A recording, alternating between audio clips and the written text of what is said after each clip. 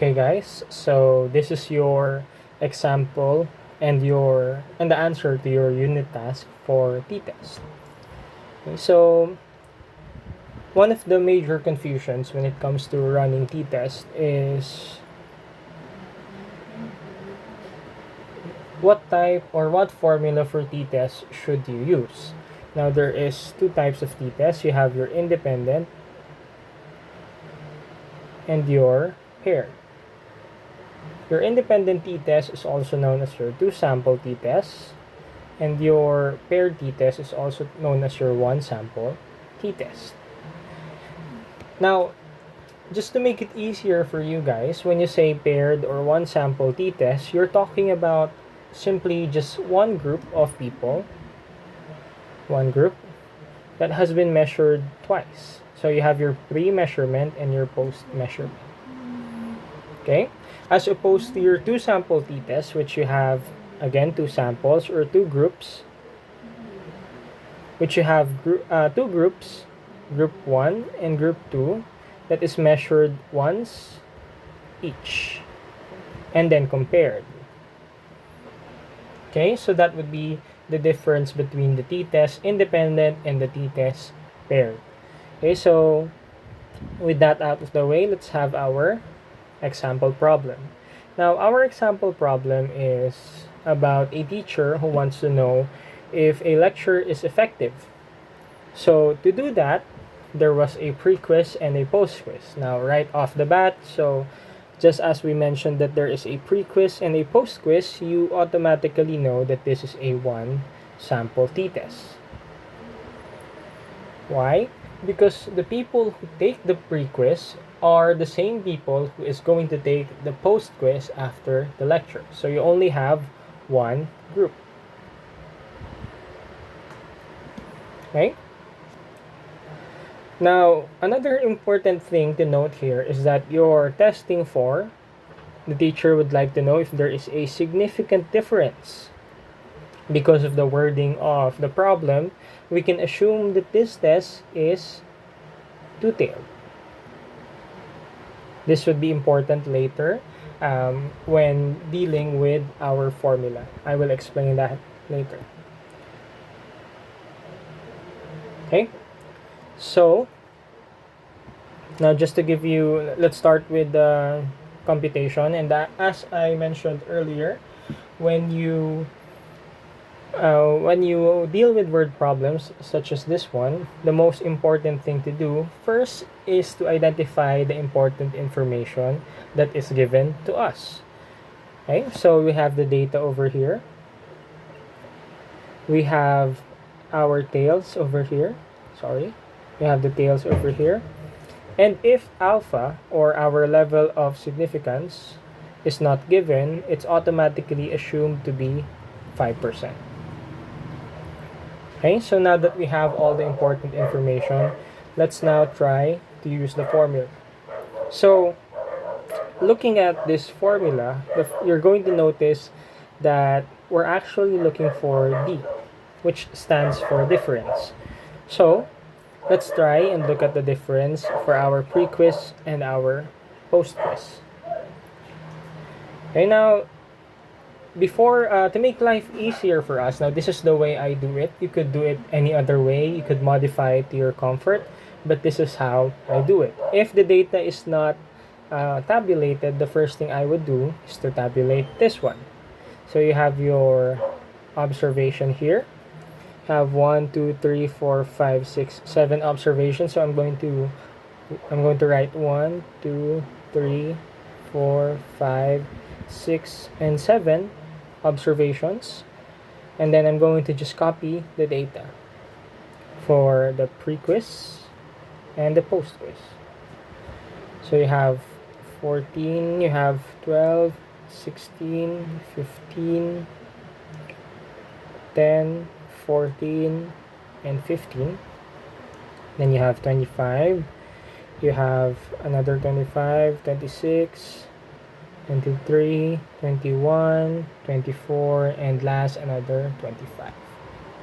And then what I like to do is have your post minus pre, This is your difference, or like let's put D. Yeah. Okay, so you have difference of 11, difference of 13, difference of 10, this is 8, this is 11, this is another 10, and another 10. Now, I mentioned that the tails of the test would be important for this part of our computation. That is because if you're doing a two-tailed test, it does not really matter if you're going to use pre minus post or post minus pre. That is if it's two-tailed. If it's one-tailed, however, you should always have it post minus pre, because we're trying to see the improvement in our post quiz or our post treatment, that we want to see if it's a significant difference or significant improvement. So it should always be post minus pre if it's one-tailed. Okay, but if it's two-tailed, it hardly matters. Okay, so let's again, as our approach with the first example, let's try and do this one by one, starting with our numerator. Okay, let me just erase this. Start with our numerator here. So it says here that we need the summation of D divided by N. So we have to add here. This is the summation of D. So you have 11 plus 13, that's 24, plus 10, that's 34, plus 8, that's 42. This would make it 53, and plus 10 would make it 73. Okay, so we already have the summation of D, that's 73, and we have N, which is 7, so that would be 73 divided by 7. Bring out our calculator, so 73 divided by 7 would give you 10.43. Okay, so let's just have this here. Let's change the color. So you have 10.43. Oh, it's too thick. Okay, 10.43 divided by the square root of summation of D squared. So it says here that you have to square each individual observation. So let's have this D squared. Sorry about that again. You have your 11 squared, it's 121, 169, this is 100, 64, another 121, and another 100. Okay, so we have our D squared now. Next, we have to square D squared. Square the summation of D squared. So we have to add all of this. Let's bring out a calculator for that. So you have 121 plus 169 plus 100 plus 64 plus 121 plus 200. Okay, so that's 775. Okay, so let's put it here, 775 minus summation of D, which means you have to add D first and square it, divided by N. So since we already have the summation of D over here, all you really have to do is square this. So you have your summation of D squared. That would give you, let's have our calculator, so that is 73 squared would give you 5,329. Okay, so let's go back to the formula. 5,329 divided by N.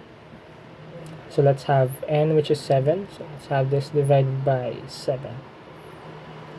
761.29.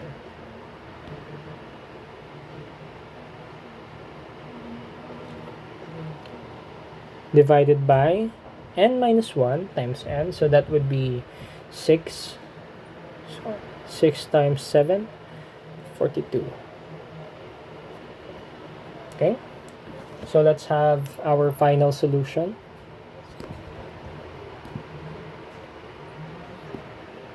So t is equal to 10.43 divided by, let's have 775 minus 761.29, so that's 13.71 divided by 42, 0.33. Okay, is this the final answer? No, because you still have to get the square root of 0.33. So it's square root of, sorry, let's have this square root of. So you have 0.57. All you have to do is, lastly, is to divide 10.43 divided by 0.57. You have 18.30. Box your final answer, and you have your t-stat. Okay, so very simple computation. You don't need specialized symbols or computations. This is just addition, subtraction, multiplication, and division. Okay, again, once you have your t-stat, you have to compare that to your critical value, which again I'm going to show you in our live lecture. Okay, so that's 18.30. This is a bit high, so most likely this is greater than your critical value. And as I mentioned in our lecture, if your t-stat is greater than your critical value, then you can only reject the null hypothesis.